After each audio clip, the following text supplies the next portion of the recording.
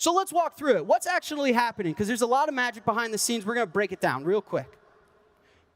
So there's a consumer, there's a merchant. There's a $100 transaction. I go to Walmart. I want to buy something for $100, let's say.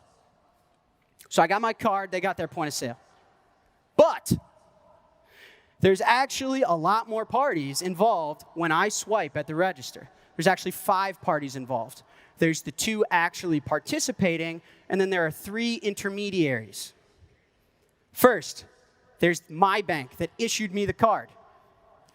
Next, there's the bank that banks the merchant. And then lastly, there's the card network. So boom, I go swipe. I actually swipe the card. And here's what happens. The point of sale system hits up the merchant's bank and passes that card information. The merchant's bank takes the card info and pulls out a cheat sheet. And they're like, okay, hold on, let me think for a second. American Express is a 3, starts with a 3. Visa starts with a 4. MasterCard starts with a 5. Discover starts with a 6. Okay, let me pick up the phone. They call the card network. There you go, card network. Take this info. And then these boomers in their fucking cheat sheets, man. Then these boomers pick up their cheat sheet. And they're like, okay, hold on. With this card info, did this card come from Chase, Bank of America, Citi, Wells? Who issued this? And they find the bank. They call them. A 3-party call. And the card processor goes, yo, we good? Does Jack have $100? And then my bank goes, yo, yeah, we're good. We're good. And then the card network goes, yo, to the merchant bank. We good, baby. And the merchant bank goes, yo, we good. You guys know that Budweiser commercial? Waza. Like, processing payments. And so then the merchant bank then calls the point of sale back, and they're like, it's all good, man. Us boomers, we checked Jack's account. He's got it. He's got it. They say, cool. Boom. Then they give me a receipt. And because I spent over 25 boomer bucks, I have to sign it like the fucking Declaration of Independence. But then we're not done. None of the money moved. They just wazza at each other for a second. And the wazzas are fast, right? You've been to Chipotle. It's fast. So the card network goes, we got to move the money. Like, yo, you guys still here? You still on phone? We got to actually sell the money. That's my job at the end of the day. It's what I get paid for. And they issue the statement for the $100. Then my bank, this is how it works, I swear to God. My bank goes, yo, I'm just going to keep some of this shit, man. Jack's already walking out of Walmart. Nothing they can do about it. I'm just going to take a couple bucks. So out of the $100 statement, I'll take 2, I'll give you 98. And the card network's like, Jesus, man, the brain on you. I'll do that too. 97.75.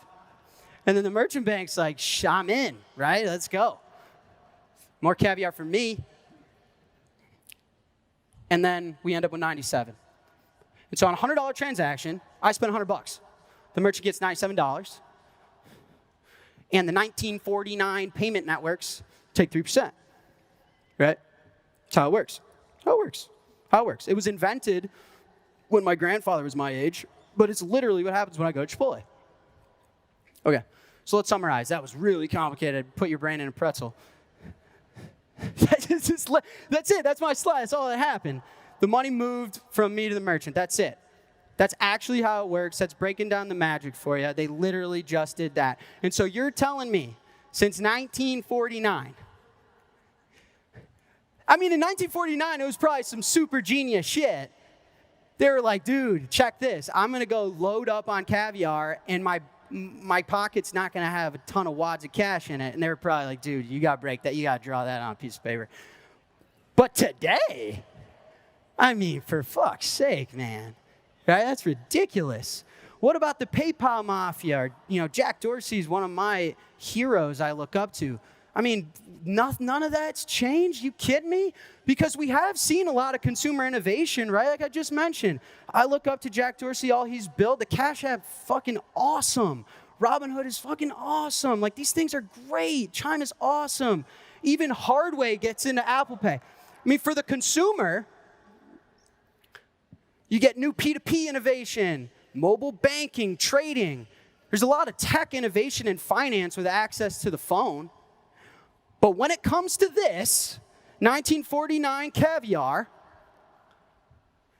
my Cash App gives me a Visa card.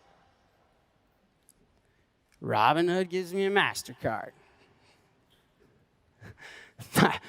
Apple Card, Apple, MasterCard.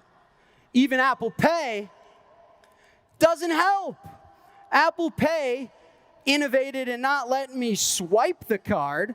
I just tap my phone.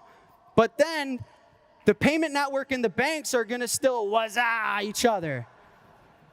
Apple doesn't have a relationship with the merchant. I woke up on Twitter, there's fucking pictures you guys zooming in and my boogers all over the internet.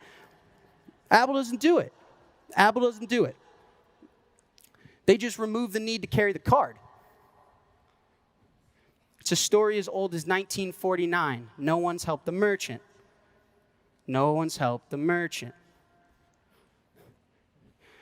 So as consumers are getting all the love, consumers are innovating, it's this guy. There's not been, since 1949, a superior payments network that allows us to innovate, build on financial inclusion, offer cheaper services, faster services, move the world forward.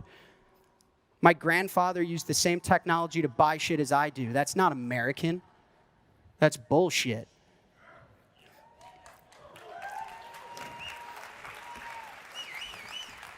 Yeah, all right. So exercise.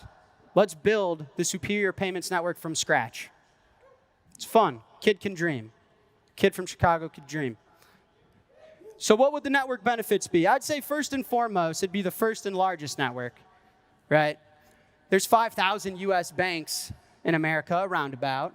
That's a lot, but like not really. I remember when I had 5,000 customers, that was cute. So I want it to be bigger. I want the biggest and largest network. I'd want it to be openly accessible globally. Anyone can join in. Join the party.